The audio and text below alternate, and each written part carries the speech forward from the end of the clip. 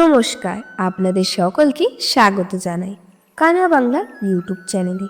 আপনারা ভগবানের কাছে প্রার্থনা করার সময় কোন জিনিসটা অবশ্যই বলা উচিত সেটা একবার এক ভক্তকে ভগবান বুঝিয়েছিলেন, এবং এই জিনিসটি যদি আমরা প্রত্যেককে জীবনে মেনে চলতে পারি এবং প্রার্থনা করার সময় ভগবান শ্রীকৃষ্ণের কথা বলা এই কথাটি বলতে পারি, তাহলে অবশ্যই ভগবানের কৃপা আমাদের উপরে বর্ষণ হবে এবং আমাদের সকল মনের কামনা পূরণ হবে।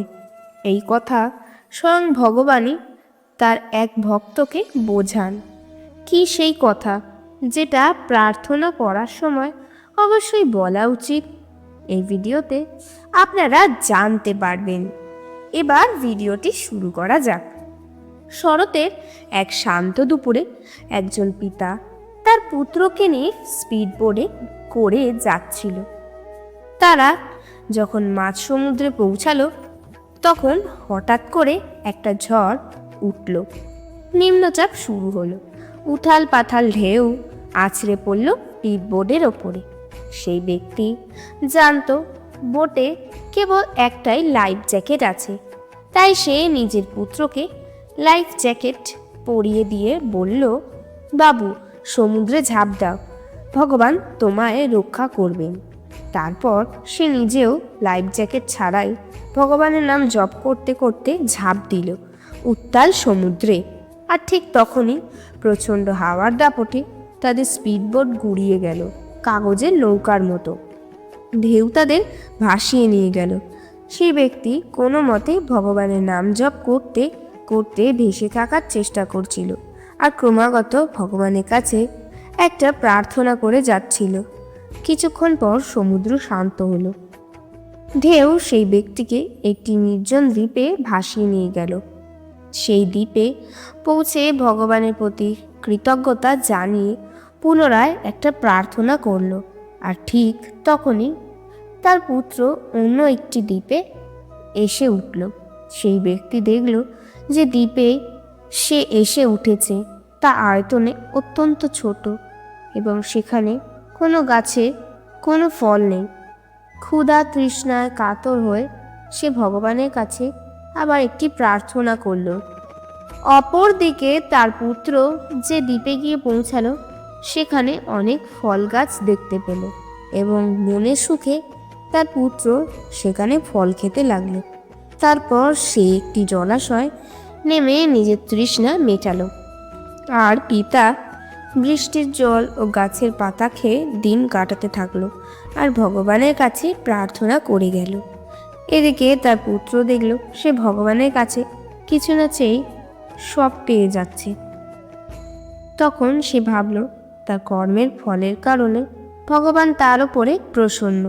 তাই সে ভাবল ভগবানের কাছে কিছু চাইলে ভগবান আমাকে অবশ্যই তা দেবেন। সেই ভেবে সে ভগবানকে বলল, হে প্রভু, আমাকে একটা কুটির নির্মাণ করতে সাহায্য করো। আমি বহুদিন আশ্রয় ছাড়া রয়েছি। ভগবানের কাছে প্রার্থনা করার কিছুক্ষণের মধ্যেই সে একটা কুটির খুঁজে পেল এবং সেখানে থাকতে লাগলো। তারপর সে ভগবানকে বলল, প্রভু, আমি ঘরে ফিরে যেতে চাই, তাই নৌকা বানাতে আমাকে সাহায্য করো। আর তার কিছুদিনের মধ্যেই সে একটা কাঠের নৌকা বানিয়ে ফেলল, যা বাড়ি ফিরে যাওয়ার জন্য উপযুক্ত ছিল। মধ্যরাতে নৌকা বানানোর কাজ সম্পূর্ণ করে সে পরের দিন বাড়ি ফিরবে বলে মন স্থির করে তার কুটিরে ঘুমাতে গেল। অপরদিকে তার পিতা তখন জীর্ণ অবস্থায় তার নিজের দ্বীপে শুয়ে ভগবানের নাম জপ করছিল। ঠিক তখনই গভীর ঘুমে তার পুত্র একটি স্বপ্ন দেখল। স্বপ্নে একটা কণ্ঠস্বর ভেসে আসলো, যা প্রতিধ্বনিত হচ্ছিল তার মস্তিষ্কে। সেই কণ্ঠস্বর তাকে প্রশ্ন করল, তুমি একা বাড়ি যাবে? তোমার পিতার খোঁজ করবে না? তখন সে বলল, না, কারণ তার জন্য আজ আমার এই অবস্থা। সে যদি স্পিড বোটে করে সমুদ্রে আমায় নিয়ে না আসতো, তাহলে আমি এই সমস্যাতেই পড়তাম না। তাই আমার বাবার দোষের ফল আমাকে ভোগ করতে হচ্ছে।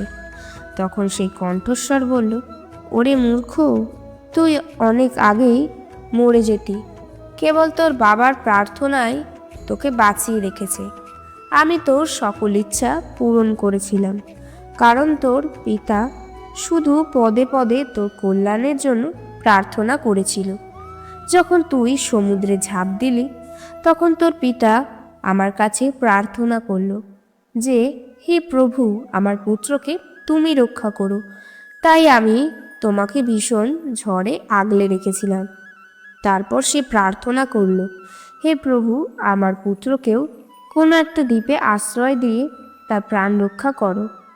তাই আমি তোকে এমন একটা দ্বীপে আশ্রয় দিলাম। এরপর সে আমাকে প্রার্থনা করে বলল, হে প্রভু, আমার পুত্রকে ক্ষুধার্ত রেখো না। তাই আমি তোমার ক্ষুধা নিবারণ করলাম। এখন সে আমার কাছে প্রার্থনা করে বলছে, হে প্রভু, আমার পুত্র যা চায় তাই যেন পায়। তাই তুমি যা চাইলে তাই তোমাকে দিয়ে দিলাম। এরপর সেই পুত্রের ঘুম ভেঙে গেল। সে বুঝতে পারল স্বয়ং ভগবান তার স্বপ্নে এসেছিল এবং নিজের পিতার সম্পর্কে সে যে চিন্তাধারা পোষণ করে তা সম্পূর্ণ ভুল। এই ভেবে সে ভগবানকে প্রণাম করে পরের দিন সকালে নিজের পিতাকে খুঁজতে নৌকা করে বেরিয়ে পড়ে। বন্ধুরা, মনুসংহিতায় বলা হয়েছে, সন্তানের জন্য পিতামাতা যে ক্লেশ সহ্য করে পুত্র শত শত বৎসরেও শত শত জন্মেও সেই দিন পরিশোধ করতে সমর্থ হয় না। তাই আমাদের প্রত্যেকেরই কর্তব্য নিজের পিতামাতাকে জীবিত অবস্থা থেকে যথাযথ সম্মান করা। আমরা যখনই ভগবানের কাছে প্রার্থনা করব, তখনই মা বাবার জন্য অবশ্যই প্রার্থনা করব, যাতে ভগবান তাদেরকে সুস্থ রাখে, ভালো রাখে এবং তাদের ওপরে ভগবান কৃপা দৃষ্টি বজায় রাখে। এই সংসারে প্রত্যেকেই আমাদের ছাপিয়ে এগিয়ে যাওয়ার চেষ্টা করে, কিন্তু একমাত্র পিতামাতাই চায় তার সন্তান তাদের থেকে উন্নতি লাভ করুক, জীবনে সুখী হোক। তাই আমাদের প্রত্যেকের উচিত পিতামাতাকে সুখী রাখা। এইবার আসুন জেনে নিই যে পিতামাতার সম্মান যে করবে না তাদের সাথে পরকালে কি ঘটবে। গরুর পুরাণ অনুসারে যারা পিতামাতাকে অসম্মান করে তারা কখনোই সুখী হতে পারে না। বেঁচে থাকতেই তারা সারা জীবন অশান্তির আগুনে জ্বলে পুড়ে মরে, আর মৃত্যুর পর এই পাপীদের নরকে জ্বলন্ত আগুনে নিক্ষিপ্ত করা হয়।